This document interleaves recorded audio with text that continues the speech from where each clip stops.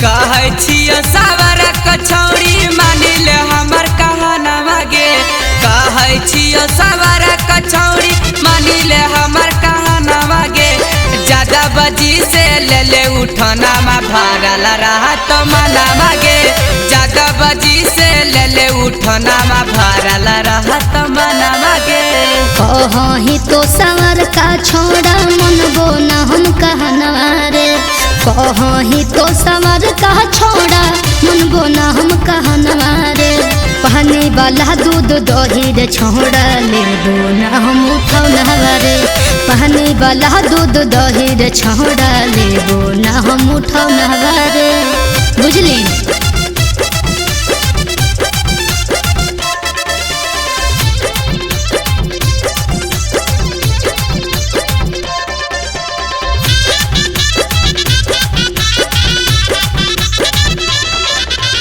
एक बेर खा के देखा पतर खोले भी हमारा नाम गे। दूधावा देवो सुध गे छौड़ी पका ही हिरान गे। अच्छा तू बहुत झूठ बोलो। झूठो के बड़ बड़ बात करो ही छोड़ा है धोखेबाज रे। पानी वाला दूध देख के फुसला वही लागो नहीं तो लाज रे।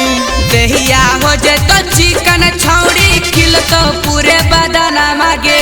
देहिया हो जे तो चिकन छौड़ी खिल तो पूरे बदन मागे। ज्यादा बजी से ले ले उठना भरल रहत मनवा गे।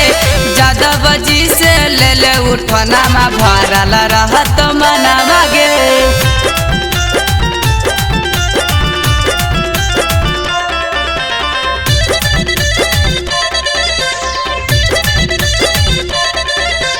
बड़ी सुंदर लागही छौड़ी गोरे गोरे तोरा गाल गे।